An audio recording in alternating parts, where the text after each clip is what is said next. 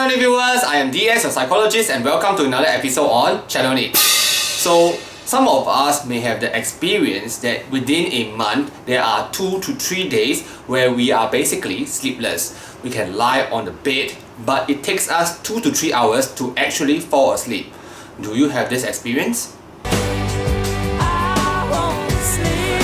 So personally, I have found a way in which I can combat this and fall asleep within 15 minutes. Wow! And I have thought about it and I think it is relevant for the ENTJ or other NI users. So let's talk about it. Now before we start, I'd like to stress that I actually chanced upon this strategy by accident. So because I am not an NE user, I do not explore. So there are a lot of strategies that are available online, right? Such as like counting sheep, drinking milk. So I sometimes do suffer from sleepless nights. But I do not experiment with this. I do not find out which is useful, which is not. So I will just do my thing and accidentally I chance upon this method. So as I analyze this method, I have a hypothesis for why it works. So I'm going to explain this in this episode. So prior to making this episode, I have also interviewed some friends and they told me that they fall asleep very easily. The moment they lie on the bed, pop, they're gone. And they start snoring within a minute. Sometimes the ENTJ may take about 10 minutes before really falling asleep. On other days, it really takes a very long time. Why? This could be because we have a very active mind. TE and NI are both very mind and brain functions. So our brain can still be very active even though our body is physically tired. On a lot of occasions, actually I'm already very tired already. But as I lie on the bed, there are a lot of thoughts that keep circling in the mind. And that causes me not to be able to fall asleep, even though very consciously I am aware that I am physically very tired.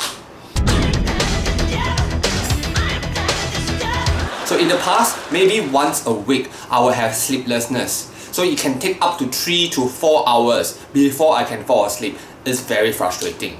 I'm sure you experienced this somehow or another, right? So one night, while I was sleepless, I decided to not waste time and do something.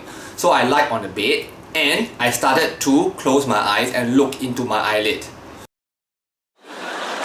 So there is this phenomenon known as the closed eye hallucination.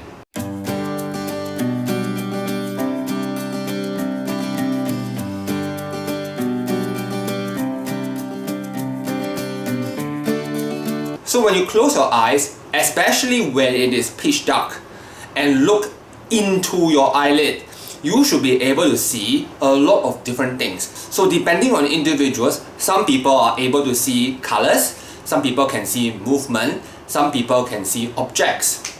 And a lot of the times if you can see colors and movement and objects, you can see all the things moving as if they were in a lava lamp. So on different nights, you can actually see different things depending on what you want to see. So I've tested this on different occasions. On one night, as I look into my eyelid, the entire thing that I see is usually black and white. There are some moving objects as if I am in the sea. On other occasions, I see purple or red.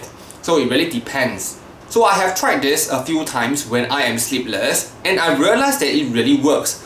After a while, I grew really very drowsy and sleepy, and very soon I will fall asleep. So my hypothesis is very simple. We are sleepless as ENTJs because we have a lot of residual TE and NI energy. So by engaging in closed-eyed visualizations, we are actually trying to deplete the energy of the NI. Because imagining looking at our eyelids require a lot of NI energy. So personally, from some classroom experiments, I have also established that usually only the NI users are able to see the closed-eyed visualizations. Not everyone can see those. So for me, it's quite simple. As long as I close my eyes, I relax, I will be able to see something. And if I want to, I can even summon a particular vision. So for example, I could say I want to know where I'll go to after I die. So I close my eyes and I visualize by looking into my eyelid, and I saw something. Not gonna tell you what, but I did see something. Okay? I do not know whether it is an illusion created by the brain or it is really me going into the unconscious. But I did see something, for sure. Let me tell you, engaging in this exercise immediately depletes my NI energy. Very soon, after 3 minutes, I am dead tired. And very fast, I will concuss.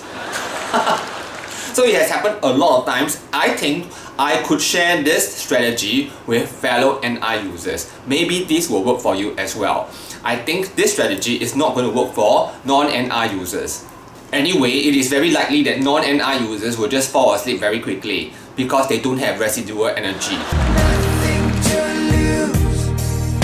So especially for SE users, throughout the day, they might have expended all their energy while working or playing or whatever. So their energy level will be very low. By the time they reach home, they can just sleep. For us, maybe our day is not stimulating enough. So we still have a lot of residual energy because our TE not used, our NI not used. So this may lead to our sleeplessness. So it's just a hypothesis, okay?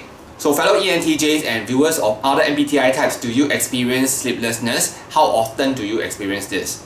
Take note, if you are sleepless continuously for a few days or even a few weeks, you are suffering from insomnia or even sleeping disorder, then you better see a doctor. Otherwise, if you experience sleeplessness once in a while, maybe 2 to 3 times in a month, I think it's still considered normal. So in the past, sometimes I just get up because I think I would rather not waste time lying on the bed. 3 to 4 hours lying thinking about nonsense is a waste of time, so I just do other things until I am really very tired, until like 4 AM, 5 AM or 6 AM, then I try to fall asleep, having only 2 to 3 hours of sleep. So viewers, how do you cope with sleeplessness? Do share with me as well. Okay, at Channel NITT, we produce a lot of strange videos like this, so if you really like videos like this, do give us a like. And if you have not subscribed, do consider subscribing so that we can bring you more psychology, MBTI and fun stuff. Okay, I am going to sign off now and I will see you in my next episode. Goodbye!